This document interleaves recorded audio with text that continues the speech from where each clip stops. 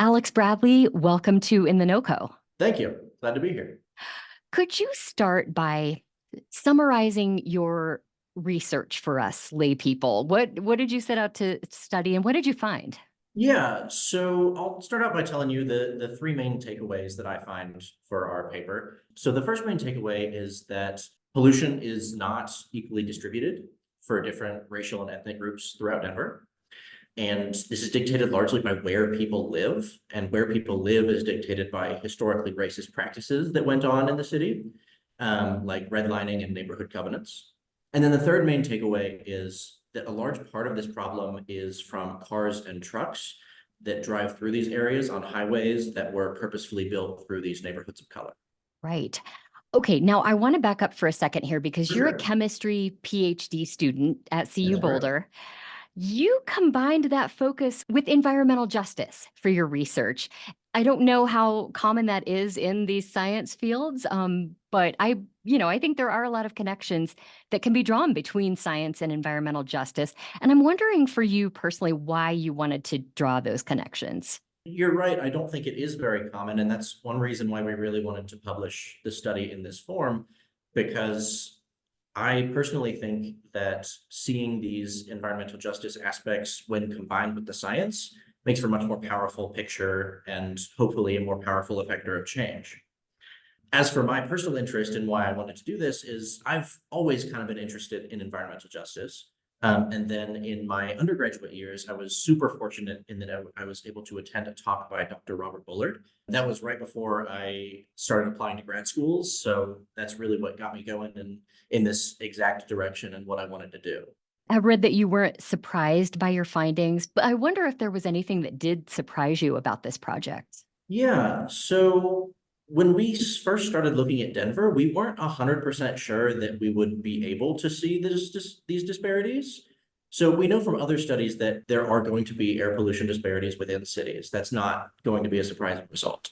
However, with Denver, we are situated in a really unique location. We have oil and gas operations to the north. We have wildfire emissions. We have a huge agricultural operation to the north as well in Greeley and the surrounding areas. And Right. so there's a lot of sources of pollution immediately around the city. And so we didn't know if all of those sources of pollution would kind of wash out the data within the city. However, as soon as we started looking at this data using a satellite called Tropomi, we were able to see these differences. And so that was kind of surprising that we were able to get good enough quality and high enough resolution data to actually see all these differences. Right. And you studied this effect in other cities, right? What did you find? So we looked at about 200 other cities, any city that did some form of redlining in the 30s and 40s. We generally looked at, and mostly we did this to put Denver in perspective, to see how different populations in Denver are benefited or detrimented from pollution compared to any other city in the United States. Okay. And were there any caveats to this work that you want to point out? I would say what you mentioned earlier about these results not being surprising, especially the people who live in these affected communities, they're not at all going to be surprised by these results. The people who live in these communities, they know that they have worse air quality. They know the reasons for the worse air quality. So the caveats for this study are, this isn't new information. We're just trying to quantify it and be able to give it to legislators and community groups to try and affect change. Which brings me to my next question. What would you like to see happen as a result of your research? You pointed out that this won't necessarily be a surprise, but I'm assuming that you're hoping someone will do something with this. Of course, yeah. So in the paper, we mentioned a couple of potential ways that some of these pollution disparities could be mitigated. And I can outline a couple of them here. So one of the main ones that we talked about was prioritizing the electrification of transportation, as well as promoting public transportation and active transportation like a cycling network, just to get people out of polluting cars and trucks to help stop that burden of pollution coming from the highways and roads around the affected populations. Another potential solution could be location-specific emissions reductions. So this has been found in other people's work to be extremely effective. So if you were looking at a statewide basis, it might look like a 1% reduction in emissions, which is a really low reduction. But if all of that is targeted to a specific place where there are more affected communities, like a commerce city, it can be a really powerful tool for affecting change. Well, Alex, this research kind of serves as a history lesson. I wonder if your findings have you thinking about other historical practices like redlining that have these long-term effects. Yeah, so redlining is not the only historically racist practice that we looked into, housing practice that is.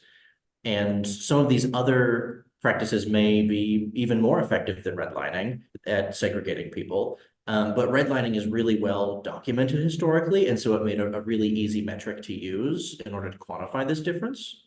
So one of the major housing policies that we looked at were neighborhood racial covenants. So neighborhood covenant is a thing that it's a document that describes like housing setbacks and how many trees you're supposed to have in your yard, things like Sh- that. Sure. And several neighborhoods in Denver actually have covenants that say only people of the Caucasian race are allowed to own houses in this neighborhood. So that predates redlining and it postdates it as well. And so that was also a very effective way of keeping people of color out of specific areas. Absolutely. And I mean, the impacts on the built environment as it exists today, I mean, you can trace the roots right back there. Absolutely. Hmm. Does your work have you wanting to explore other practices in addition to redlining and the covenants? It really makes me want to look deeper into methods outside of chemistry. So for this work, I did some research into sociological practices for just how sociologists might define this disparity. And I found that some of these practices were really effective in quantifying the differences. And so I think that if other chemists or environmental scientists looked towards some of the more social sciences for inspiration, that they could also find better ways of defining inequalities. So interesting. Well, Alex Bradley, thank you so much for your work and thank you for coming on to talk about it today. Thank you so much.